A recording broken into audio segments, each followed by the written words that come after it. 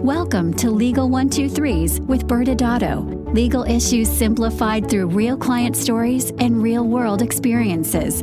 Creating simplicity in 3, 2, 1. Welcome back to Legal 123s with ByrdAdatto. I'm your host, ByrdAdatto, with my co-host, Michael Byrd. As a business and healthcare law firm, we meet a lot of interesting people and learn their amazing stories. This season's theme is What Now? Each episode will involve a real client story with a high-pressure moment for that practice. All right, Michael, what story do you have for us today? Well, before we get into today's story, I have a very important question. Very important question. Not just important. Okay. Do you consider yourself something of an expert when it comes to travel?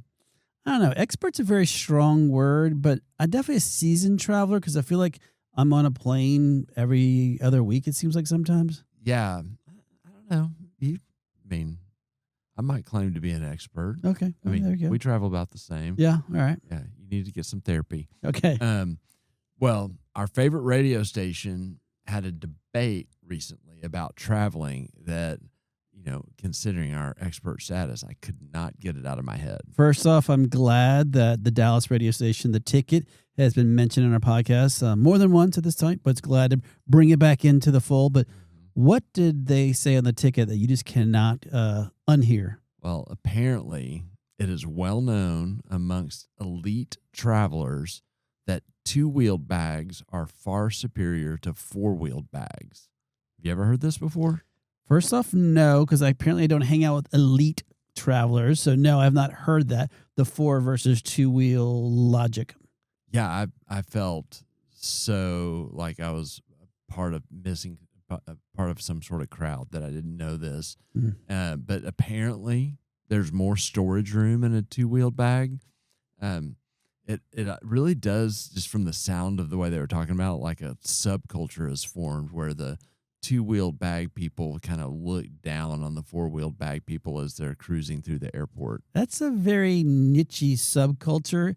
And what exactly is the argument or the dislike to the four-wheelers? Well, it's hard to know where the story ends and the Ticket personalities took over because they all started weighing in on their own opinions. All right. Because Craig Miller was saying, well, the four-wheeled people are just too showy. They're, with these spinny wheels, be able to spin their suitcases around as they're walking and almost just talking trash as they're cruising through the airports. So I'm not sure if that was just the radio personality or if that was part of the story.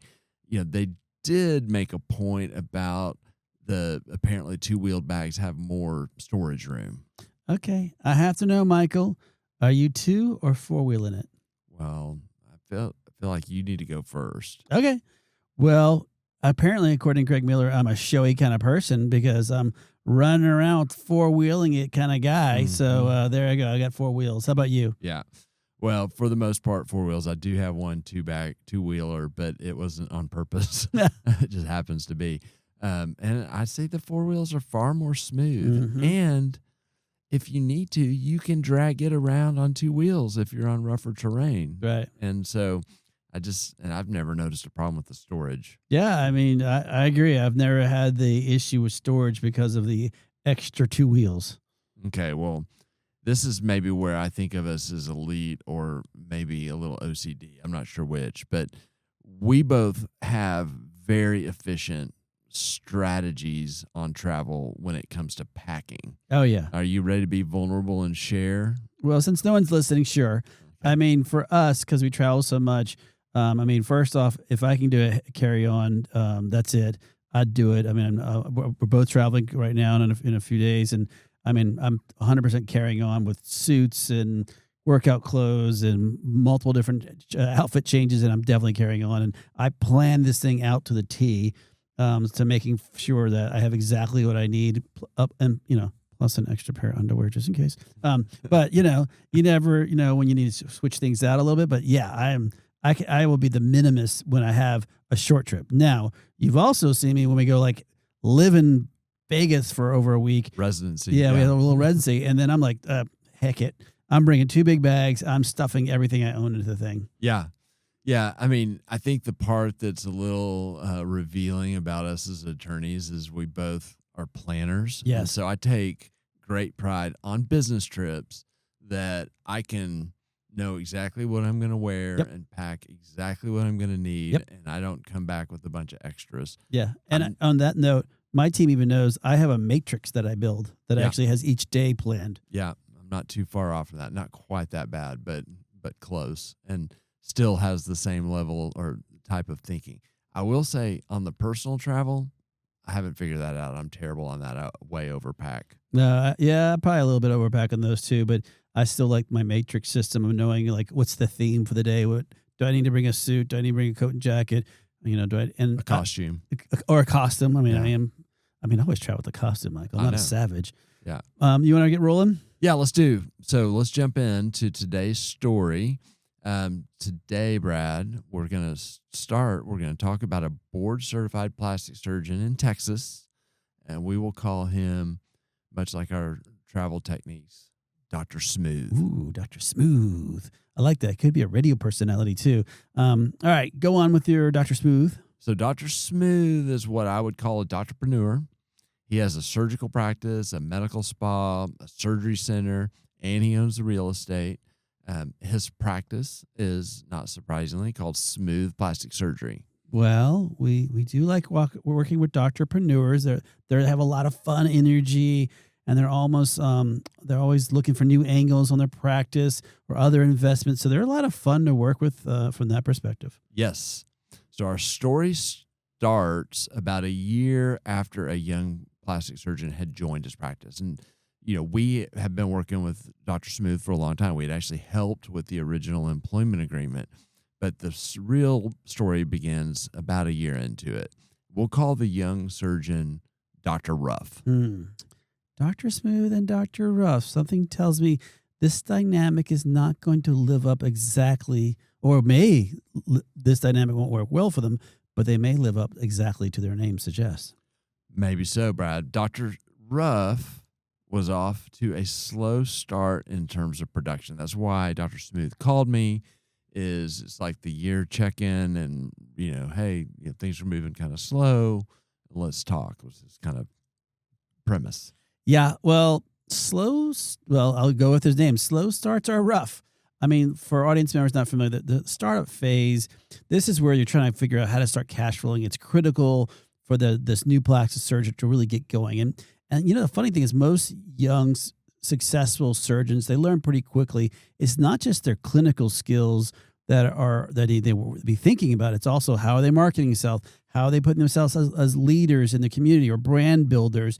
And they really need to ramp up pretty quickly to get busy and, working on making sure that the patients have these great experiences and that they're building their online reputation and making headway into the community or the social media or building those referral relationships, depending what type of plastic surgery they're doing. And this takes time and, more importantly, commitment from that doctor. So it could take 12 to 18 months before they really start seeing the fruits of their labor here. Yeah, and for an elective practice, just the art of not, you can see a consult determine what they need, but being able to convert those into surgical candidates and have the potential patient gather trust in you Yep. to hire you to do it is a training process. Yeah, totally agree. So, the additional problem that Dr. Smooth shared with me was that there was a lot of friction between Dr. Ruff and the staff at Smooth Plastic Surgery. Okay. Yeah. We've already said, a mistake that some plastic surgeons make is they're really thinking about they really need to be working on becoming better surgeons. Like that's their big challenge. In reality, the challenge is obviously becoming better known in the community and really working with the practices team that's there. And it's not always easy for a younger doctor, right? As the team may be extremely loyal to the founder or the senior physician. And a great integration or a way in which it really works is for everyone to be part of it. So not only does the senior physician need to be rowing with them, the young physician needs to be part of it. All the team needs to understand for the practice to be successful that everyone needs to work together and really help. What do they need to do to bridge this new relationship and adding this new doctor to the team? It's a great point. I mean, often when we have this conversation, it turns out that the staff is really just loyal to the senior doc, and that's really the friction is they don't want to, have their lives interrupted by working with the new person, or they just, if they're pulled both ways, they're going to always go to what the senior doctor wants. In this case, after we were talking about it, it turns out that Dr. Ruff was a little rough around the edges and not the nicest person to work with. Yeah, so we have a slow production. He's rough culturally and not so smooth. Interpersonal dynamics. What did you discuss with how did you help Dr. Smooth through this? I think for the most part, he wanted some direction. He wanted us to talk through, of course, legal risk. What does the contract say from an expectations? But really, he wanted to help solving this. And so we talked about the need to engage in the hard conversation, to coach Dr. Ruff on how to work well with the team and to give him direct feedback on what needed to change so that it would give him a real chance to make the changes that were needed. This is kind of awkward for me to say out loud, but that really sounds like good advice. Are you sure Dr. Smooth didn't say that to you and you say, I think it's a good idea, Doc? No, but don't answer that. Don't answer that. It's surprising to hear all that from you, but knowing that it may be good advice, how did it go? All I heard was that sounded like good advice. I don't remember saying that. I blacked out there for a little bit. Well, so we implemented a series of calls over the next 3 months where Dr. Smooth and I would catch up. We would talk strategically about kind of how to coach things, how to turn things around internally with the team and financially at the practice for Dr. Ruff. And so, he was doing his part as well by meeting consistently with Dr. Ruff to kind of lean in and see if he could, give Dr. Ruff the opportunity to turn things around himself. I mean, had a plan, sticking with it, really trying to work with Dr. Ruff. These are all really good ways in which to from a strategic perspective and taking a step back and taking all emotions out.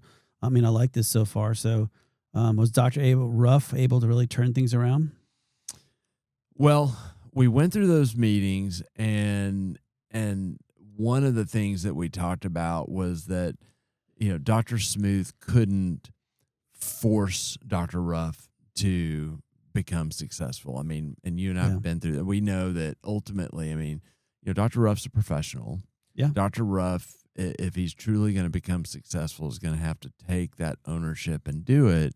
And so Dr. Smooth, after this kind of coaching sessions and meetings, really wanted to give Dr. Ruff space to figure it out and implement, to build the relationships with the internal staff and to really build his practice.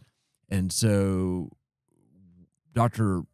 Smooth and I had many conversations during that time on other stuff, but we did not talk about Dr. Ruff at all for almost 9 months. Wow. 9 months is a long time. Sometimes it feels like that might be ignorance is bliss, but that's not always the case. Was there another call that prompted this after the 9 months? Yes, Brad. So now we're at the 2-year anniversary of Dr. Ruff joining the practice, which was significant because Dr. Ruff and Dr. Smooth had agreed in this original employment agreement that the intention was to start partnership discussions at the 2-year mark. Yeah, and I'd say this, audience members, that it's not that uncommon for you to see in a plastic surgeon or doctor's agreement, some smaller, closely held businesses, where after a 2-year mark, that's when the conversations start, that the doctors can start talking about the ability to become an owner.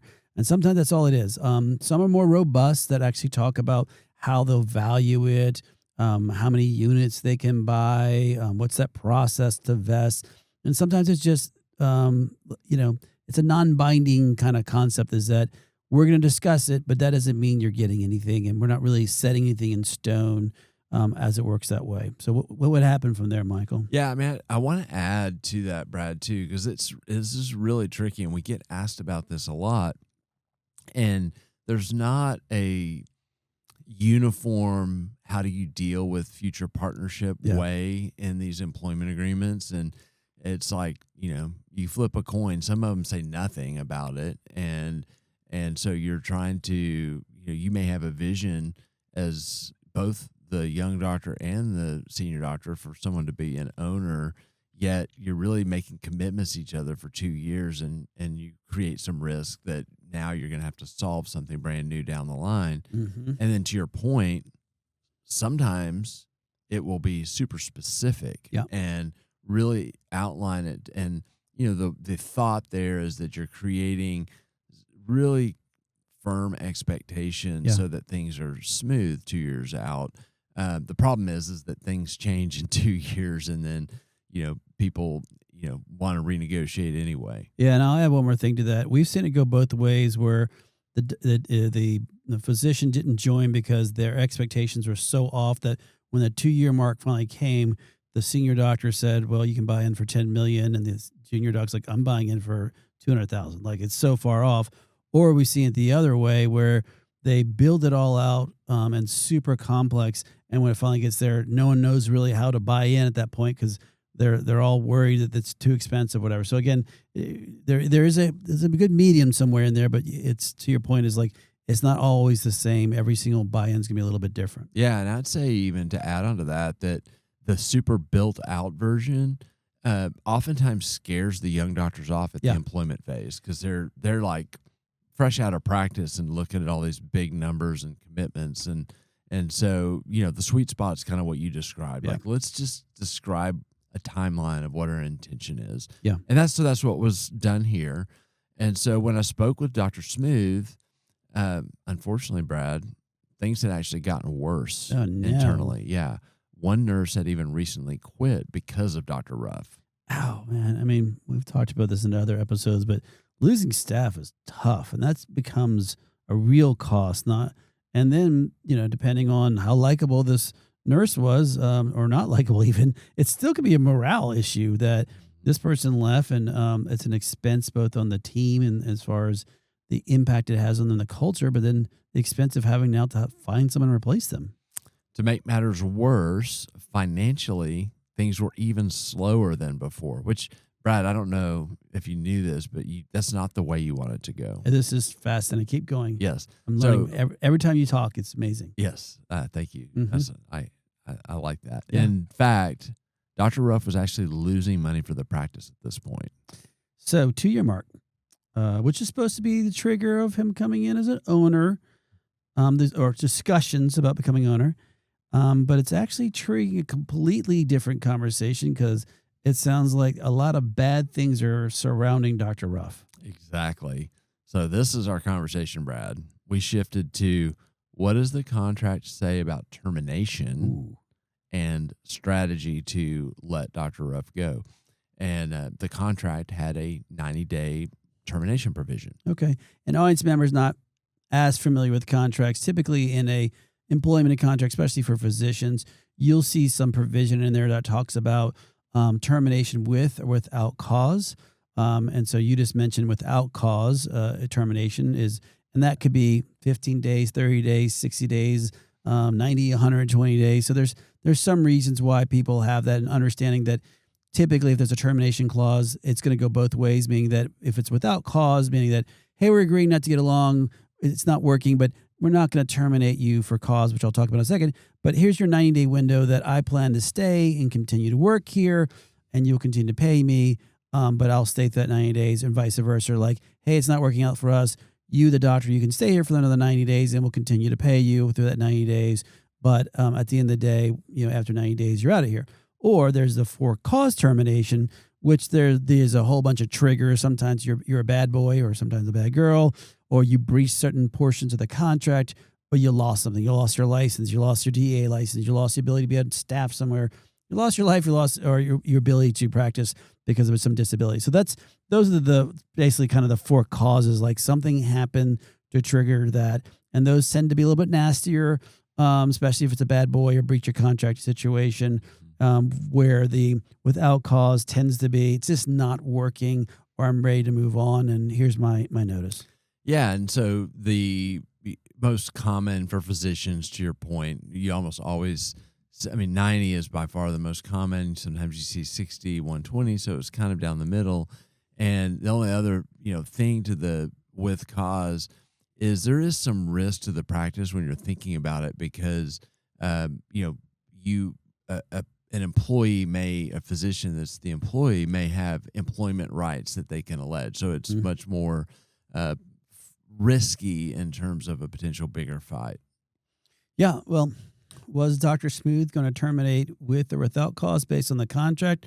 Because it sounds like, there maybe could go either way. Yeah, that's a great point. I mean, we had a big discussion on it and there was definitely some consideration to that going either way. Dr. Smooth decided he wanted to go the termination without cause route. Okay, so we've established audience members. That means there's some, in this case, a 90-day window. But let's talk about once they do leave, that's really unfortunate sometimes when the real battle begins, which is after termination. And depending on how the contract is written, with or without cause can have significant impact on these post-termination obligations on the practice or on the physician that's leaving. And depending on how they negotiated without cause, could be impacting the restrictive covenants, your non-solicitation obligations, repayment obligations of other bonuses and stuff, tail insurance, which we can talk about later, ownership of medical records, treatment or bonuses that you're looking for, other incentive comp. So it does make a big difference once it is triggered, what happens post-closing. So that list goes on pretty far, Michael. What are your thoughts? Yeah, I mean, this employment agreement had a lot of that. It had a non-compete provision. Okay. And Dr. Smooth at this point, his stress was continuing to pay this compensation. We have 90 more days because of the decision to go without cause, and this is a losing proposition. Dr. Ruff is losing money, and the practice was supposed to cover tail insurance because it was without cause, and so I think Dr. Ruff at the time had 3 cases booked in the next 90 days. I'm assuming that's bad, so I'll go with bad. Mm-hmm. And so it sounds like the math is really not working in especially Dr. Smooth's favor. Yeah, and as I said, just the add-on is that he was going to have to pay, the practice was going to have to pay for tail insurance, which, is not an insignificant cost. Yeah, and tail insurance kicks in if you have what we call claims-made insurance, which means that after you leave, if you don't have insurance, when are they making a claim? So then tail insurance will kick in to protect the physician and the practice after the physician leaves and some underlying claim is filed after they leave. Sometimes there's a vesting schedule depending on how many years you're there and who pays for it. Sometimes if the practice terminates without cause, they will pay for it. Other times if the physician terminates without cause, they have to pay it for it. So there's a lot of different moving pieces here, but I guess we got to get back to that story, Michael. Yeah, well, so what was interesting here is Dr. Smooth was not particularly concerned about the non-compete. I mean, based on everything he had seen, had little confidence that Dr. Ruff would even be able to compete effectively in the market if he moved across the street. So it sounds like the non-compete was on paper, but not something that really kept them up at night. Exactly. And so we developed a strategy. Dr. Smooth terminated with 90 days notice, but he also made Dr. Ruff an offer. He proposed that he would release Dr. Ruff from the non-compete if they could mutually agree to terminate the contract immediately, and Dr. Ruff would pay for his own tail insurance. That's actually a very clever trade. You're giving something which he didn't really value the non-compete in exchange for a clean and fast exit, saving the 90 days of salaries and the cost of the tail insurance. And Dr. Ruff agreed. We documented everything with a formal separation agreement, and remarkably, Brad, they actually parted on good terms. Well, Michael, we're almost out of time in this podcast. Where's the bad part of the story? I know. There's not a bad part, Brad, but let's go to commercial and spend our last little bit on the other side talking about how this played out and how it could have gone wrong. Many business owners use legal counsel as a last resort rather than as a proactive tool that can further their success. Why? For most, it's the fear of unknown legal costs. ByrdAdatto's Access Plus program makes it possible for you to get the ongoing legal assistance you need for one predictable monthly fee. That gives you unlimited phone and email access to the legal team, so you can receive feedback on legal concerns as they arise. Access Plus, a smarter, simpler way to access legal services. Find out more. Visit ByrdAdatto.com today. Welcome back to Legal 123s with ByrdAdatto. I'm your host, ByrdAdatto, with my co-host, Michael Byrd. Now, Michael, this season our theme is What Now? And today's story really got us into the real-world example of physicians parting ways. Dr. Smooth navigating it thoroughly, and we had some advice at the end. But listeners, instead of recapping the story, I think, Michael, we should just jump right into it. Was Dr. Smooth acting like a pirate, Navy SEAL, or cruise director? Brad, he was acting like a Navy SEAL. So remember, the Navy SEAL, they have a team. So Dr. Smooth was a year out starting to talk with me to get legal advice and to get strategy, and he wasn't isolating in what these issues were. And he was working to try to fix it actively with Dr. Ruff. And, by the way, working with his staff to try to help set him up for success. Yeah.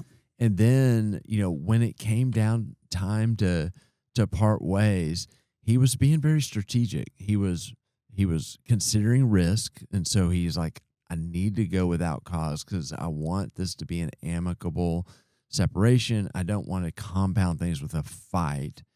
And yet, I just need him out and to stop paying, and was able to come up with a strategy to give something that didn't matter to him away, the non-compete, in return for, getting out cleanly. And it ended up being a win-win in a really bad situation. Everyone parted, in the most acceptable terms possible. And so, yeah, he was acting like a Navy SEAL. I completely agree with you. And I'll jump in and say, in our hypothetical, how would a pirate handle this one? And for those who don't think about it, but a pirate would come out firing all the cannons, broadsiding this person, and he would terminate with cause, get him out as fast as could be, go very aggressive, you're out, you're on the street, whether it was questionable, because in this case, if even cause existed. This pirate would have been driven by not paying this person another $1. And what is the fastest way to get him out? I'll just fire him for cause. Yeah, no risk management. Just go fast and break things. Yeah, for cause. Yeah. Well, Michael, I just gave the pirate example. How do you think a cruise director would have acted? They would have followed the contract to the letter. If he was acting like a cruise director, he would have said, well, it says if I go without cause, it's got to be 90 days, and I got to pay him for that 90 days, and I need to cover the tail insurance, and yes, I've got this non-compete, and because that's what the agreement says, I'm going to hold him to that. No one's rocking the boat. The contract says what the contract says, and so, he would have done it, and it would have cost him 90 more days of compensation plus the tail insurance. Yeah, right. And I completely agree. A cruise director really gets stuck in a certain course, and the contract is written for a reason, and I must follow every aspect. Their mentality is the rules are the rules, and the parties agreed to it, so I got to stick by it. So, Michael, we're almost out of time. What do you think's the final thoughts here today? Yeah, I like the illustration of what it actually can look like to when someone acts like a Navy SEAL, and the types of wins, even in a bad situation, that you can have. Of course, there's so many opportunities in positive, business situations where you truly slow down and act strategically. You get appropriate advice from others. He had the benefit of having me. So as you said, it was great advice. So, I appreciate that. We'll cut that later. Maybe that should be the takeaway. No, I'm just kidding. And so anyway, it's a great example. And I love this story, the way it framed out, because it's so easy to see what someone acting like a pirate would have done and what someone acting like a cruise director would have done, and how that would not have been as good of an outcome. Completely agree. Well, next Wednesday, we're back. We actually have a special guest joining us. Grace Lee will be coming back on the show with us, where we discuss, on this case, I want to fire my employee. What now? Thanks again for joining us today. And remember, if you like this episode, please subscribe, make sure to give us a 5-star rating, and share with your friends. You can also sign up for the ByrdAdatto newsletter by going to our website at ByrdAdatto.com.